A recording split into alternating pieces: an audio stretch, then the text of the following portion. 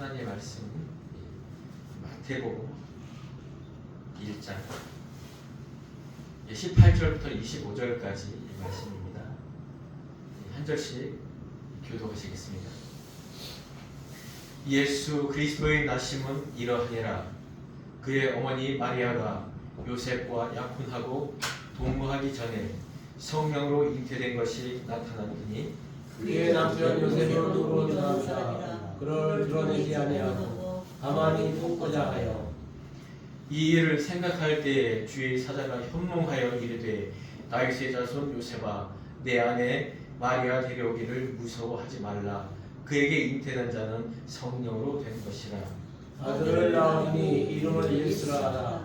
이는 그가 자기 백성을 그들에 대해서 구원할 자이심이라 하니라. 이 모든 일이 된 것은 주께서 선지자로 하신 말씀을 이루려 하심이니 이르시되 보라 저녁을 기다려 아들을 낳을 것이요 그의 이름은 임마누엘이라 하셨으니 이를 번역한즉 하나님이 우리와 함께 계시다 하니라. 요셉이 잠에서 깨어 일어나 주의 사자의 분부대로 행하여 그의 아내를 데려왔으나 아들을 낳기까지 동침하지 아니하더니 나음의 이름을 예수라 하니라. 아멘. 예, 오늘 이 말씀을 통하여 이 주제로 삼고 싶은 말씀은 예수 그리스도의 나심이라는 제목으로 오늘 한 시간 은혜를 받기를 원합니다. 참 사실 오늘이 정말 귀한 하나님께서 정하신 날인데요. 사실 날짜가 중요한 것이 아니라 정말 우리는 항상 하나님은 우리와 함께 하신다는 이 믿음, 이 신앙을 가지고 살아야 된다는 것, 이것이 우리가 가져야 될 이 성탄절에 축하 예배 때 가져야 될 그 마음가짐이라고 봅니다. 우리는 각자의 그 삶이 있어요. 그 삶 가운데서 정말 많은 것들을 생각하고 많은 것을 꿈꾸며 많은 것을 바라보지만은 그 모든 것은 자기 안에서의 어떤 그 선택과 판단 그런 것들이 우리에게 올 때가 있습니다. 그런데 우리 인간은 그것을 온전하게 판단할 수가 없어요. 오직 진리이신 그 하나님의 말씀을 통하여 또한 우리 안에 가신 그 성령님께 또한 기도함으로써 우리가 온전한 길을 찾아갈 수 있다는 것, 그것을 우리가 알아야 됩니다. 예, 이 오늘의 말씀은 너무나 잘 아는 말씀일 것입니다. 이 마태복음 1장 열어보면 이 족보가 시작이 돼요. 이 인간의 이 하나님의 언약의 백성들의 그런 족보가 계속 쫙 시작이 됩니다. 그런데 아브라함은 이삭을 낳고, 이삭은 야곱을 낳고, 야곱은 유다와 그의 형제를 낳고, 그걸 계속 아버지가 낳고, 그러면서 그 어머니에 대한 이야기가 나오지가 않아요. 그러나 예수 그리스도의 나심에 대해서 이 족보의 마지막에 보면 이렇게 나옵니다. 마따는 야곱을 낳고 야곱은 마리아의 남편 요셉을 낳고 요셉을 낳았으니 마리아에게서 그리스도라 칭하는 예수가 나니라. 이렇게 족보의 연결이 맞습니다. 이 그리스도의 나심의 족보를 쭉 연결하는데요. 이 요셉까지는 이 예수님의 그 양아버지까지는 육적인 아버지까지는 그 낳고로 시작돼요. 아버지에게서 낳고 아버지에게서 낳고 그러나 이 예수님은 누구에게서 낳는다고? 마리아에게서 낳았다고. 이게 바로 뭘 말할까요? 하나님의 최초의 원시 복음, 우리에게 처음으로 주신 그 복음, 여자의 후손이 나오리라. 그 여자의 후손이 바로 우리를 구원하는 메시아라는 것입니다. 우리 사람은 사실 나조차도 내 마음대로 할 수 없는 그런 존재예요. 왜 그럴까요? 이 죄가 있기 때문에요. 나로서도 나를 내 마음대로 할 수 없는 그런 존재라니까요. 우리는 그런 죄에 이끌림받고 우리의 눈에 이끌림받고 우리의 부족한 그런 판단에 이끌림받는 그런 삶이에요. 이런 우리를 구원할 존재는, 죄에서 구원할 존재는 인간의 혈통을 가지고 나오는 자는 결코 할 수가 없습니다. 오직 하늘로부터 오는 자만 이렇게 할 수 있다는 것이죠. 그러면서 이 예수 그리스도의 나심을 이야기를 하면서 이 18절에 이 말씀을 하시는 것입니다. 예수 그리스도의 나심은 이러하니라. 예수의 그 그리스도 나심은 인간의 평범한 그 육정이나 혈통으로 나온 그 혈통이 아니라는 거예요. 그러면서 이 예수 그리스도의 나심은 바로 이 성령님, 하나님의 아들로서 이 땅에 오셨다는 거예요. 하나님이시며 또한 인간으로서의 그 아들로서의 인자로서의 사람으로서 참 사람으로서 모셨다는 거예요. 이것은 무엇을 뜻하냐면요, 우리 지금 이 땅에 있는 이 모든 사람들, 특히 믿는 사람들은 어떻게 하나님의 아들이 되고 하나님의 백성이 되죠? 하나님 나라가 갈 수가 있게 되죠? 성령으로 거듭나야 된다. 우리가 예수 그를 영접함으로 말미암아 그의 성령이 우리 안에 오시는 것입니다. 이 잉태된 이 성령이 우리의 삶과 우리의 신앙과 성령의 인도하심을 통하여 우리가 하나님의 아들로 거듭나는 것입니다. 우리는 하나님의 성령을 잉태하고 있는 그런 존재가 되는 것입니다. 그런 존재만이 이 예수 그리스도의 후손으로서의 그 예수 그리스도의 그 집제에 우리가 계속 낳고 해 우리가 그 안에 있게 되는 것입니다. 그렇기 때문에 예수 그리스도를 믿는 자, 성령으로 거듭난 자가 하나님의 나라의 백성이 되게 되는 것이죠. 그때 당시 예수님이 태어나기 당시에는 이런 그 결혼 풍습이 있습니다. 우리나라도 어떻게 보면 이런 풍습이 있을 거예요. 약혼과 결혼의 이 풍습이. 그 아버지가 이미 아버지가 그 아들의 신부감을 얻기 위하여 미리 거기에 갑니다. 가서 신부감으로 택하고 그에게 여러 가지 비품을 선물을 줍니다. 그리고 바로 데려오는 게 아니에요. 그 신부감은 이제 나는 결혼한 상태는 아니지만은 이미 결혼과 같은 이 정혼, 정말 결혼하기로 정한 이 상태에서 이는 한 1년여간 나는 누구의 신부야. 나는 요셉과 약혼했어. 그의 아버지가 나에게 와서 이런 증거의 혐오를 주었어. 그러면서 그것을 그 빈편으로 치장을 하고 주신 그 얼굴을 가리면서 나는 누구의 아내가 되기로 결정된 사람입니다. 라고 그 마음가짐으로 살아가는 것. 아주 우리가 이 땅에서 하나님의 성령을 받고 하나님의 백성이 됐다는 것, 이 땅에서 이루어지지 않습니다. 이 땅에서 완전한 그 결혼이 이루어지지 않습니다. 그러나 이 땅에서 우리는요, 그런 거룩한 자로 하나님의 예수 그리스도의 신부된 자로서의 그런 정결한 삶을 살아가야 됩니다. 우리는 우리 안에 그 십자가의 표상을 가지고 나는 하나님의 백성입니다. 나는 이 마음을 가지고 살아가야 된다는 것입니다. 우리는 세상과 구별되어야 됩니다. 세상의 풍습과 세상에 쫓아가는 그 물질 만능, 권력을 행하여 쫓아가는 그 무리와는 우리는 구별되어야 되는 그런 존재로 살아가야 되는 것입니다. 왜? 우리는 그런 존재이기 때문에 그렇습니다. 이 19절을 보면요, 이 남편 요셉은 의로운 사람이라고 해요. 이 여기서 의롭다는 것은요, 뭐 모든 도덕적으로 의로움, 뭐 그럴 수도 있지만은 더 정확하게 하나님의 말씀에 순종하는 자입니다. 이 요셉의 삶을 보면요, 이 19절과 이 마지막 24절, 25절에도 나와 있어요. 이는 이것을 드러내지 않으려고 해요. 왜? 이것을 드러내면요, 그 마리아는 그냥 직접 심판으로 돌맞아 죽어야 되는 그런 상황인 거예요. 왜? 정결하게 지내야 되는 그 1년여간, 아니 10개월간 그 정해진 그 기간 동안에 배가 불렀거든요. 요셉이 이제 지나가다 그 마리아를 보게 된 것이에요. 근데 그의 배가 남자의 눈에도 표가 날 정도로 그 안에 임신한 상태라는 것이 드러날 정도로 그런 상태였다는 거예요. 이것을 만약에 요셉이 말을 하게 된다면 그 주위에 이것을 말하게 되면요, 이 마리아는 그냥 죽는 거예요. 돌맞아 죽는 거예요.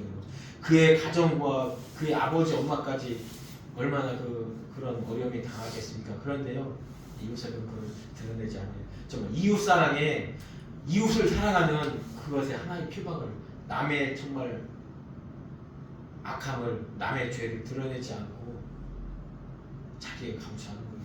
이 남편, 이 요셉이 이 당시 마음이 얼마나 답답하고 얼마나 괴로웠겠습니까? 자기 아버지한테도 얘기 못하죠. 자기 신부감을 전제했는데 그 신부감에 지금 요셉이 생각할 때는 부정한 관계로서 잉태된 것을 생각할 수밖에 없었죠. 그런데요, 이럴 때 하나님이 현명하여서 이 꿈에 나와서 정말 밝히 말씀을 줍니다. 우리가 살아갈 때요, 정말 하나님을 믿으며 살아갈 때 우리가 하나님을 따라가는 그 과정 중에 정말 우리는 괴로운 일, 우리가 어찌할 수 없는 그런 일에 봉착할 수가 있어요.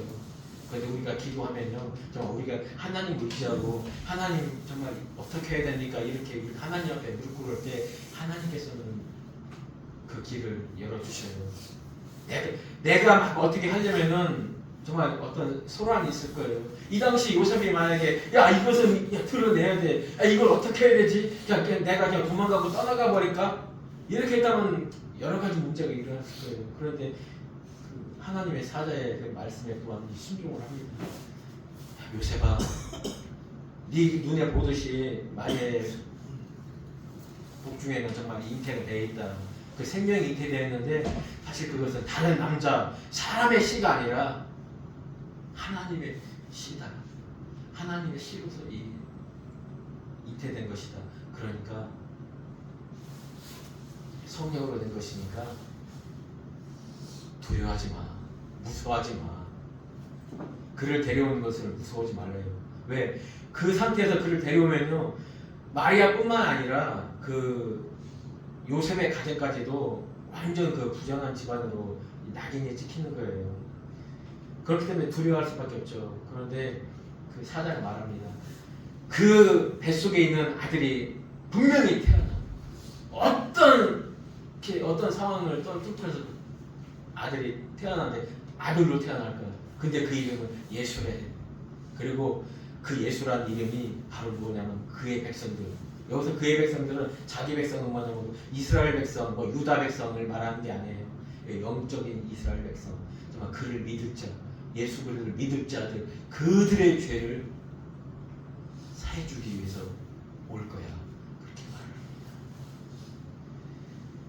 근데 여기에요, 또 순종을 해요. 그래서 요셉을 의로운 자라고 하는 거예요. 정말 마리아를 생각하는 그 마음, 이웃을 사랑하는 그 마음, 또한 하나님을 사랑하는 그 마음으로 하나님의 그 말씀을 그대로 믿고서 그를 데려온다는 거. 한번 뒷장 넘겨볼까요? 그러면서 이 모든 일이 된 것은 주께서 선지자로 하신 말씀을 이루려 하심이라. 이르시되 함께 읽겠습니다. 보라, 처녀가 잉태하여 아들을 낳을 것이요 그의 이름을 임마누엘이라 하셨으니 이를 번역한즉 하나님이 우리와 함께 계시다 하니라. 정말 이 기쁨의 메시지죠. 정말 이것보다 더 우리에게 축복의 메시지가 없습니다. 마태는요, 그렇습니다. 이 마태는 누구를 집중적으로 이 마태복음을 썼냐면요, 그 당시 유대인, 그 당시 정말 이스라엘 백성들에게 전적으로 이 복음을 전하기 위해서 이것을 전해준 겁니다. 그러면서 이 이사야 시대, 이 선지자 이사야 시대의 그 말씀을 인용하면서, 야, 우리가 지금 영적으로 보면 어느 시대에 살고 있냐면 우리 바로 그 이사야 시대에 살고 있는 거야. 정말 우리의 귀는 막히고 우리의 눈은 떠있지만 아무것도 그 메시아도 볼 줄 모르고 하나님도 볼 줄 모르는 우리의 이 상태야. 돌아와라. 그때 그 이사야를 통하여 하신 그 약속의 그 말씀을 우리는 지금 깨닫고 돌아와야 되는 그 시대라는 것을 이 마태는요, 이 마태복음을 쓰면서 아브라함의 족보, 하나님의 언약의 백성의 그 족보를 기록하면서 그 마지막 때에 하나님의 아들로서의, 하나님이시며 인자로서의, 심판자이며 구원자로서의 이 땅에 오셨음을 선포하는 겁니다. 우리가 죽인 그 메시아, 우리가 십자가에 매달려 죽인 그 예수가 바로 하나님께서 약속하신 그 언약의 백성이라는 것입니다. 이 이사야 시대에 한번 그 상황을 한번 보면요, 이 우시야 시대, 우시야 왕은요, 그 당시 엄청 강대국이었습니다. 이 애굽에까지 그 이름을 떨칠 정도로 조공을 암몬 자손, 모압 자손부터 조공을 받을 만한 그런 강력한 나라였습니다. 근데 그 우시야가 죽을 때요, 하나님이 성전에 환상을 보여줍니다. 누구에게? 이사야에게. 그러면서 내가 이 백성들을 다 멸할 거야. 그러면서 이사야가 그러면 나를 좀 보내달라고 해. 그 이사야가 가서 보내서 하는 말이 뭐냐면, 전화를 하는 말이 뭐냐면, 이 백성은 들어도 듣지 못하게 보아도 보지 못하게 그런 자들로 만들어라. 참 안타까운 말이잖아요. 그 언제까지 이렇게 돼야 되겠습니까? 이들이 바벨론 포로, 아수르의 포로, 이스라엘은 아수르의 포로가 되게 되거든요. 그들에게로 다 포로가 되고 이 땅이 황폐하게 될 때까지, 이 예루살렘 성이 황폐하게 될 때까지 그렇게 되게 될 거예요. 근데 그러면서요, 그 말씀 전하고 우시아의 아들, 우시아는 그러면서 나중에 나병이 걸려요. 왜? 본인이 왕이 그 성전에 들어가서 제사를 드리려고 합니다. 제사장이 드려야 되는데 그걸 정말 선지자들이 만류함에도 불구하고 화를 내면서 그는 나병에 걸려버려요. 그 성전에서. 그리고 언제까지요? 죽을 때까지 나병이 걸려요. 죽을 때까지 성전에 들어가지 못합니다. 죽을 때까지 그렇게 있다가요, 왕의 묘실에 가는데 그 왕들의 묘실에 있지 못하고 왕실의 묘실에 옆에 묻히게 됩니다. 근데 그의 아들 요담도 정말 강하게 막 망대로 건축하며 그렇게 살아요. 그래서 악한 왕이라고 하는 거예요. 이스라엘은요, 하나님을 의지할 때가 온전한 평화의 샬롬의 상태거든요. 그렇지 않고 하나님을 떠나고 우상을 숭배하고 자기 힘으로 뭐를 하려고 할 때 그때 악하다고 해요. 근데 가장 유다에서 가장 악한 왕이 바로 이 아하스예요. 아하스 왕 때 이 메시지를 줍니다. 이 아하스는요 얼마나 악하냐면요, 그 아하스 왕이 한번 그때 당시에 그 아하스의 한번 이 상태를 보면요, 아하스가 어떻게 하냐면요, 이스라엘 왕들의 길로 행하여 바알들을 우상을 보고 만들기 시작합니다. 그리고 이 흰놈의 골짜기에서 그 이스라엘의 그 선한 왕들이 쫓아냈던 우상들을 다 들여오고 거기에다 그러니까 몰렉이라고 해요. 자기의 아들들을 막 불에 태워 죽이는 그런 몰렉의 신을 숭배하게 됩니다. 정말 또 그래서 이 아람 왕에게, 이스라엘 왕에게 이 유다가 정말 침략을 하게 많은 것을 뺏기거든요. 근데 그 다메섹에 가서 자기들을 유다를 침공한 그 다메섹에 가서 그들의 신들을 가져옵니다. 아, 이들의 신들이 정말 우리의 하나님보다 강하기 때문에 우리를 침략해서 이겨서 이제 그 다메섹에 있는 우상 아세레 성, 이 바알의 우상들을 가져와서 바로 섬기고 있었어요. 그리고 그 다음에 얼마나 공고한지 모릅니다. 이스라엘의 침공, 그 아람의 침공으로 그때 당시 이 아하스 시대 이 유다 백성들이 군사만 12만, 하루에 12만 명이 죽고요. 끌려간 장정들만 20만 명이 돼. 하루에. 그 정도로 아주 곤욕을 당해. 그런 와중에도요, 돌아서지 않습니다. 므낫세는 돌아서요. 근데 아하스는 돌아서지 않고 오히려 하나님의 전에 있는 기구들 다 갖고 옵니다. 이거 필요 없어. 우상을 섬기는 게 더 나아. 그러고 다 모아서 다 두드려 부셔요. 아하스가 하나님의 전에 기구들을 모아 하나님의 전에 기구들을 부수고 또 하나님의 전에 문들을 다 닫아버립니다. 그리고 예루살렘 구석구석에 우상의 제단을 쌓아버려요. 이게 바로 이 아하스입니다. 아하스가 그의 조상들과 함께 누움에 이스라엘 왕들의 묘실에 들리지 않았어요. 옆에도 아니고 이 조상들의 묘실에 들리지도 않고 그냥 정해진 본인이 정했던 그 왕의 묘실 중에 하나 자기가 들어간 거예요. 그 정도로 이 악한 시대의 왕이에요. 근데 이 시대 이 아하스가 죽고 그의 아들 히스기야가 또 이 성전을 정화합니다. 참 아이러니하죠. 요 사이에 북이스라엘이 망해요. 이런 상황이었습니다. 이런 상황 때 정말 북이스라엘과 아람이 그 유다를 막 침략하려고 하는 그 상황에 아하스가 그 왕이 나옵니다. 왕이요, 두렵고 떨리고 그런 마음이지만은 하나님을 의지하십시오. 저 북이스라엘과 그 아람이 생각하는 그 모든 것 하나도 이루어지지 않습니다. 부지깽이 같은 존재입니다. 그들은 하나님께서 우리를 지켜주신다고 합니다. 그러니까 편안하게 하나님께 돌아오길 바라는 거죠. 이때 당시도 아하스가 무지하게 악했거든요. 아하스 왕이요, 지금 아하스 왕 너무 악하게 우상 숭배하고 이렇게 했는데 하나님이 그래도 우리를 떠나지 않고 지켜주시려고 하니까 그래도 기회를 주실지 모르니까. 아니 하나님은 이미 이 유다와 이스라엘 멸망하기로 이미 작정을 하셨어요. 근데 그래도 긍휼한 마음으로 돌이킬지 모르니까 한번 말씀 들어봅시다. 하나님과 함께 합시다. 그런데요, 이스라엘 말을 듣지 않아요. 믿지 못할 것 같으면 징조를 구해보세요. 징조로 당신이 왕이요, 왕이 뭐 해가 떨어지려면 해가 떨어질 것이고, 정말 이 땅 속에서 솟아나라고 하면 솟아나게 되는 그런 징조가 있을 것입니다. 높은 곳이든지 낮은 곳이든지 징조를 구하세요. 그러면은 분명히 하나님 그 징조를 보여주시고 그걸 이루실 것입니다. 그런데도 아하스가 말해요. 나는 징조를 구하지 않겠습니다. 나는 하나님을 시험하지 않겠대요. 이거 뭐 시험하지 않겠다는 게 뭐 좋은 말 같은데요. 나는 이미 저기 압수르 왕하고 벌써 동맹할 거를 이미 마음을 결정을 했어요. 그래도 돌아오지 않는 왕이 바로 이 왕이었다는 거예요. 가장 악한 왕이었다는 거예요. 이런 상태에 하나님이 직접 징조를 말합니다. 네가 징조 구하지 않는데 내가 그 징조를 보여주리라. 보라, 처녀가 잉태하여 아들을 낳을 것이요 그의 이름은 임마누엘이라 하리라 하셨으니 이를 번역한즉 하나님이 우리와 함께 계시다 함이라. 그렇습니다. 하나님의 목표는, 하나님이 구약의 아브라함과 이삭과 야곱에게 한 그 언약의 말씀이 무엇입니까? 나는 너의 하나님이 되고 너는 내 백성이 되리라. 이 언약, 이 돌의 세계, 율법 법의 세계 이 언약은요 결국 하나님의 백성들이 엎어버립니다. 그러니까 하나님의 백성들이 그에 대한 감당해야 돼요. 그렇기 때문에 이들은 바벨론 포로로 가게 되고 합니다. 이 당시에 사실 이들의 이 왕들이 어떤 상태였냐면요, 아주 무서운 상태였어요.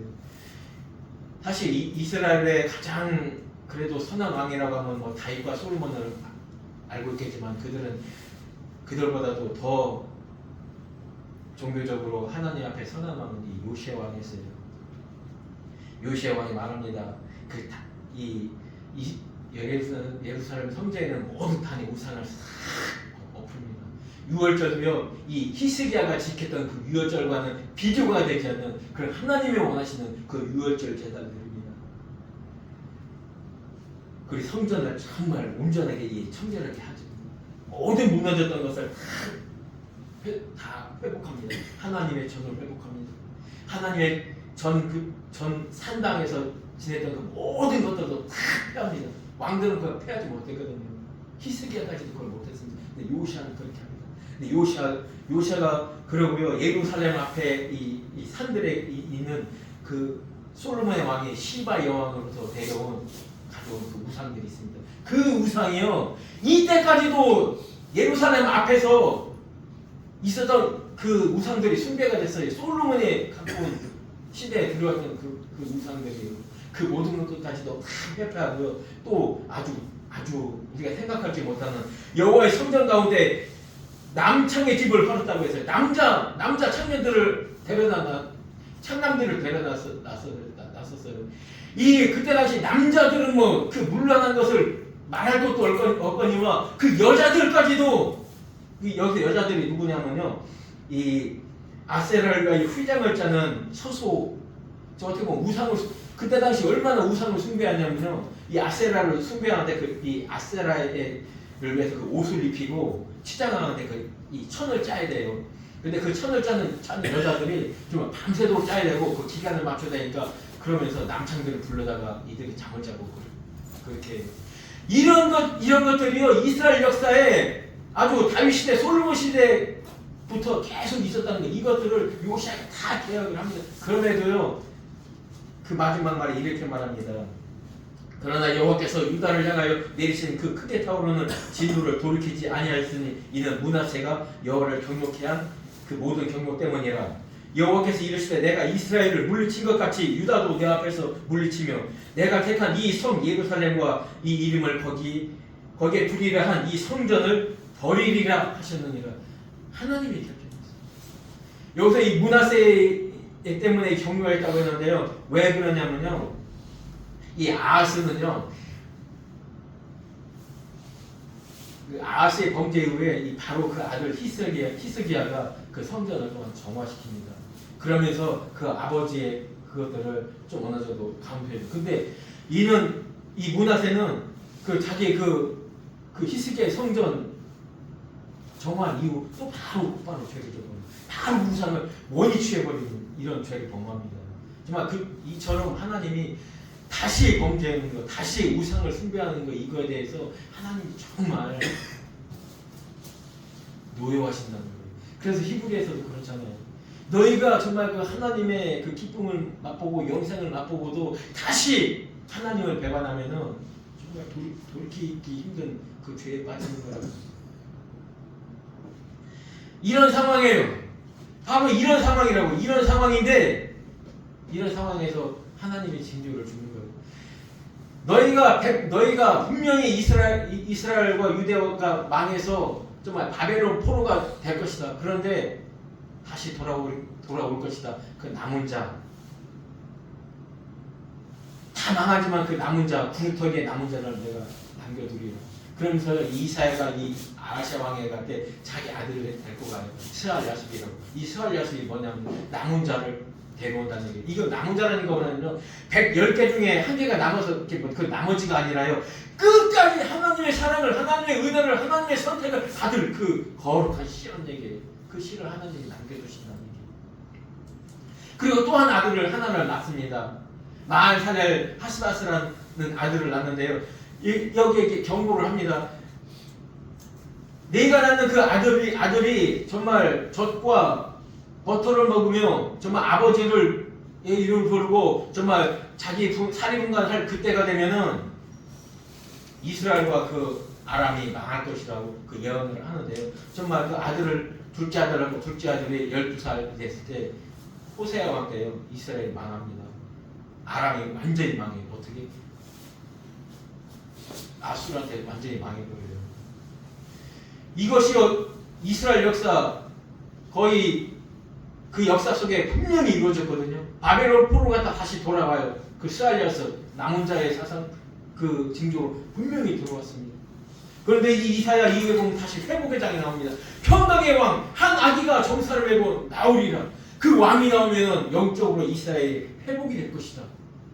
이 죄 가운데 너희가 죄 가운데 돌이키지 못해서 너희가 이스라엘 나는 역사적 이스라엘은 이 망한 거예요. 이미 끝난 거예요. 이제 새로운 구루터기에서 새싹이 이세 뿌리에서 새싹이 나올 것인데 그 새싹으로 영적인 하나님의 영적인 하늘나라의 이스라엘이 탄생할 것이다. 그 예언을 주십니다. 그 예언이 바로 이거예요. 그 예언은 어떻게 성취가 됐느냐?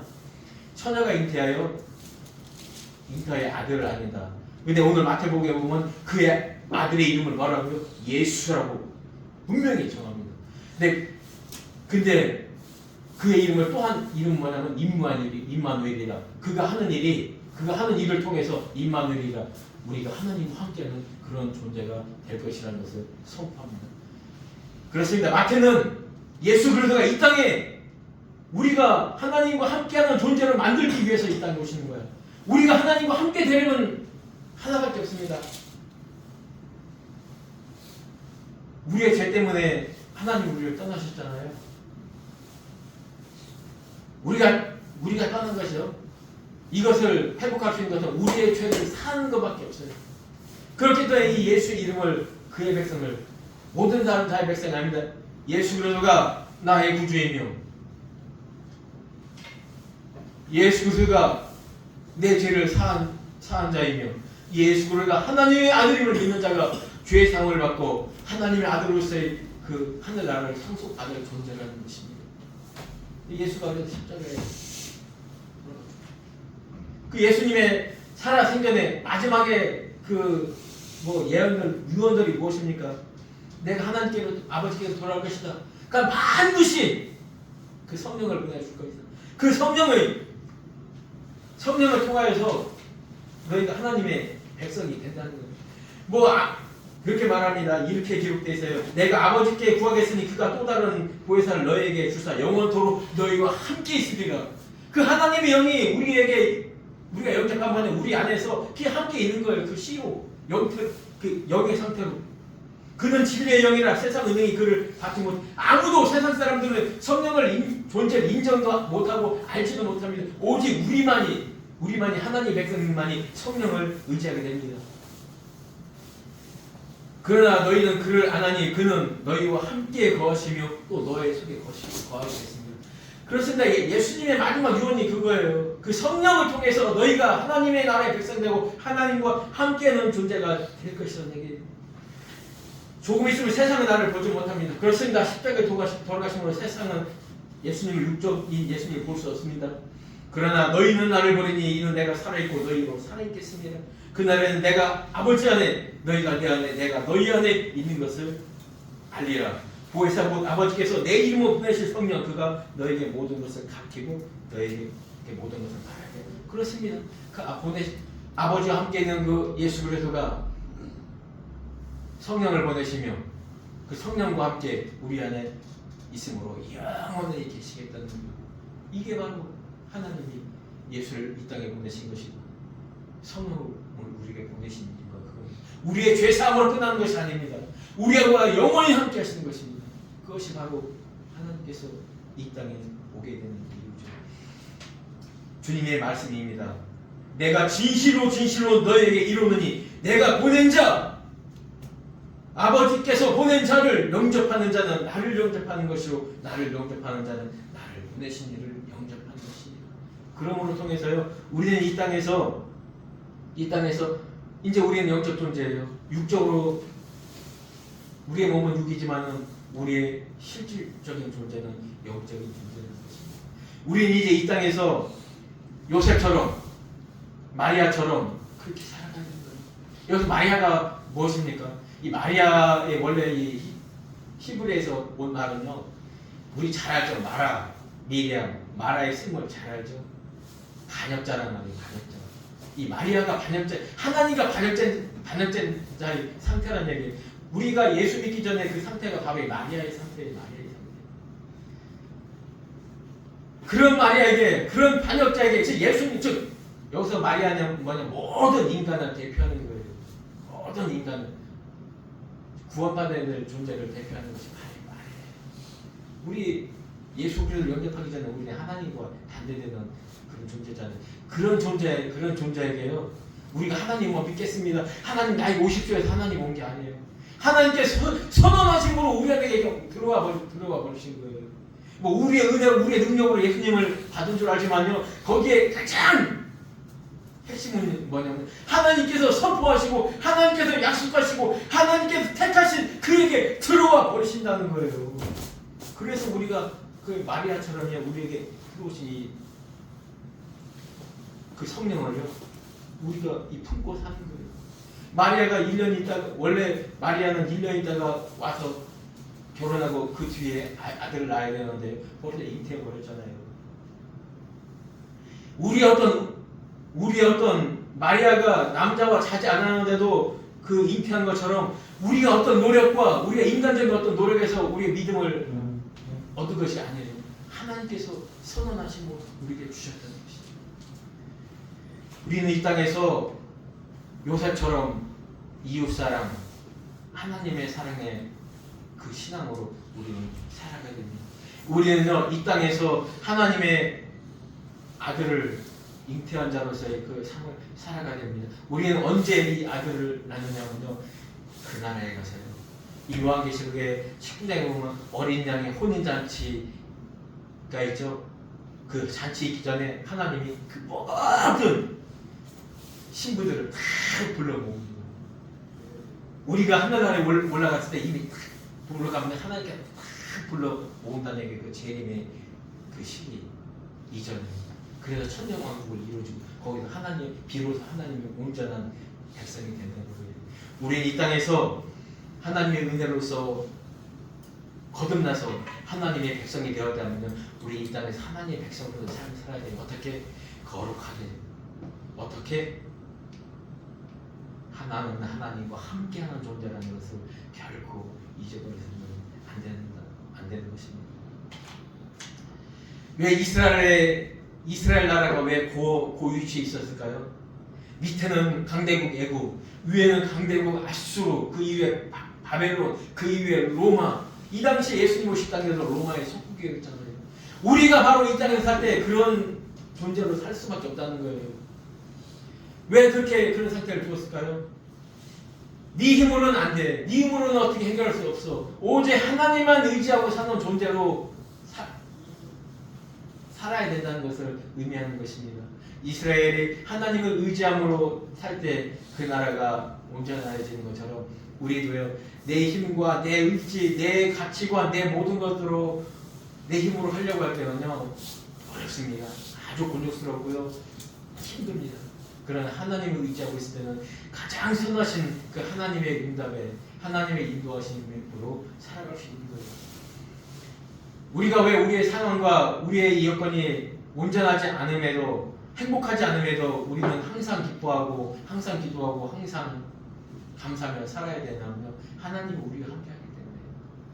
이 상황까지도 하나님께서 섭리하시는 것이고 하나님께서도 역사하시는 것입니다. 우리의 상황이 지금 안타깝고 어렵고 정말 화려하지 아니할지라도 내가 하나님을 의지하는 그런 마음으로 살아간다면 하나님이 우리와 함께하는 것입니다. 한번 뒷절 다시 마지막 절 보겠습니다. 요셉이 잠에서 깨어 일어나 주의 사자의 분부대로 행하여 그의 아내를 데려왔으나 아내를 낳기까지 동침하지 아니하더니 나음의 이름은 예수라 하니라. 그렇습니다. 요셉은요, 그 하나님의 말씀을 전적으로 믿었던 거예요. 하나님의 말씀을 믿었기 때문에 그 분부대로 그 아내를 데려옵니다. 그 두려움이 사라진 겁니다. 아, 하나님께서 섭리하시는구나, 하나님께서 역사하시는구나. 그래, 데려옵니다. 그러니까 그 이후에 보면 또한 놀라움이 일어납니다. 이 데려왔을 때 이미 배가 불렀어요. 근데 이제 데려온 지 두 달도 안 됐는데 이 아이가 태어난다면 동네 이웃 사람들이 다 알게 되는 거예요. 근데 그 당시 그때쯤에요, 그 로마 황제를 통하여 이 호정령을 내립니다. 함께 예루살렘, 베들레헴으로 갈 수밖에 없는 그 여건을 이 세상적인 역사가 그렇게 만들어줘요. 그러니까 밤중에 마리아를 데리고 갑니다. 그러면서 아무도 모르게 그 아들을 낳게 되는 거죠. 그 이후에 또한 동방 박사를 통해 또한 여러 가지 예물을 받으며 그의 어린 시절을 살아갈 수 있게 그 삶의 터전을 또한 마련하게 돼요. 그 당시 어떻게 애굽에까지 그 가난한 요셉이 어떻게 그 한 가족이 가서 그 애굽에서 살 수 있겠습니까? 그 터전까지도 그 하나님께서 인도해 줍니다. 우리가 정확하게 또한 알아야 될 것은요, 이 누가복음에 기록되어 있습니다. 동방 박사들이요, 헤롯의 왕궁으로 들어갑니다. 그러면서 그 왕궁에서 말합니다. 유다의 새로운 왕이 태어났으니 그에게 경배하러 왔도다. 이거 아주 헤롯에게도 놀랄만한 말이지만요, 이 메시지를 듣고 있는 우리도 놀라야 됩니다. 이 헤롯의 왕궁에 있는 이 역사적인 왕궁은 이것은 가짜야. 이것은 육적인 것이야. 영적인, 정말 참으로 이 이스라엘 구원할 그런 왕이 태어났다는 것이죠. 어떻게? 영으로. 우리는요, 이 땅의 왕, 이 땅의 주관자, 이 땅의 가치관, 이 땅의 것을 따라가며 이 땅의 것을 숭배해서는 안 된다는 것입니다. 우리는 하나님께서 보내신 이 성령으로 거듭나서 하나님의 백성으로의 삶을 살아가야 되는 것입니다. 우리의 삶의 방향을 바꿔야 된다는 것입니다. 우리의 삶의 가치관이 바뀌어야 된다는 것입니다. 이것이 바로 회개라는 것입니다. 우리는 끊임없이 회개해야 됩니다. 내가 도덕적으로 잘못한 그 죄에 대한 것도 회개해야 되지만 가장 큰 것은 내가 하나님과 지금 함께하지 못하고 있다는 것이 느껴질 때 우리는 그때마다 하나님께로 방향을 바꿔야 된다는 것입니다. 우리는 하나님과 함께하는 그런 존재가 된다는 것이에요.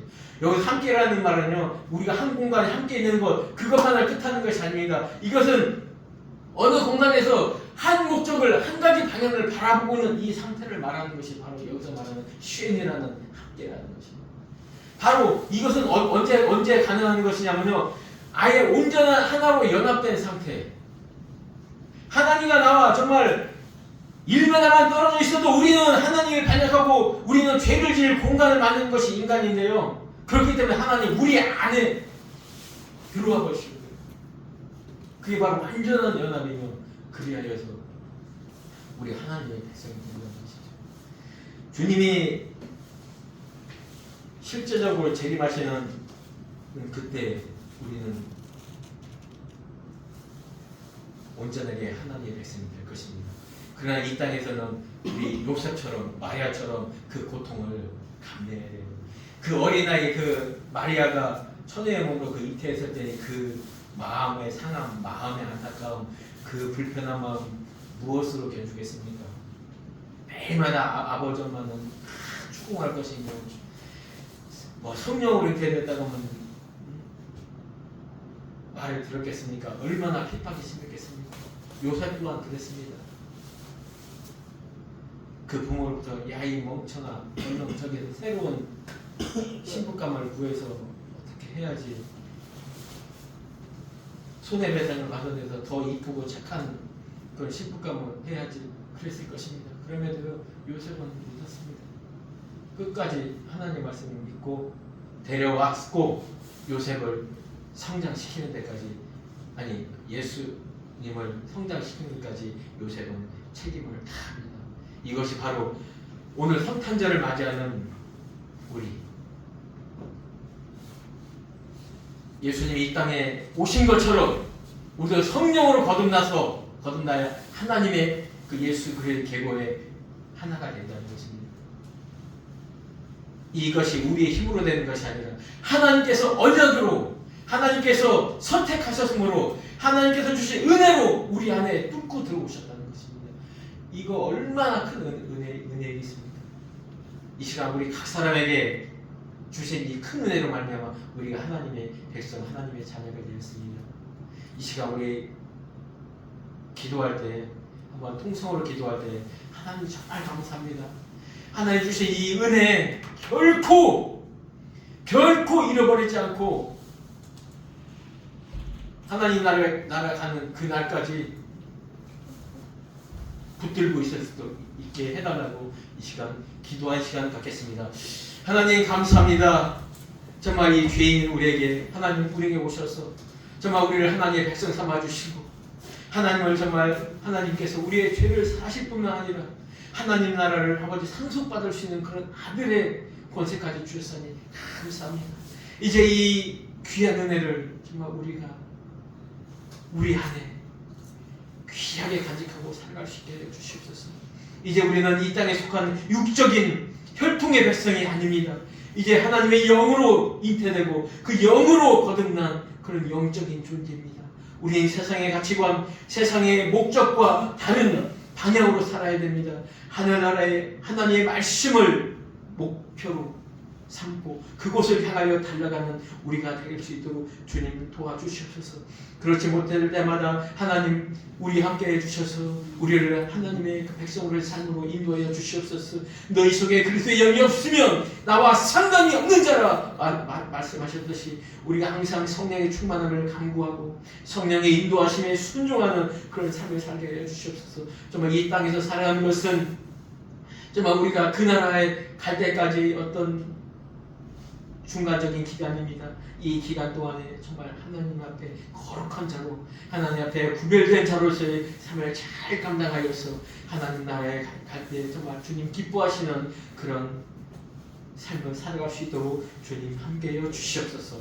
사랑 많으신 예수님의 이름으로 기도했습니다. 아멘.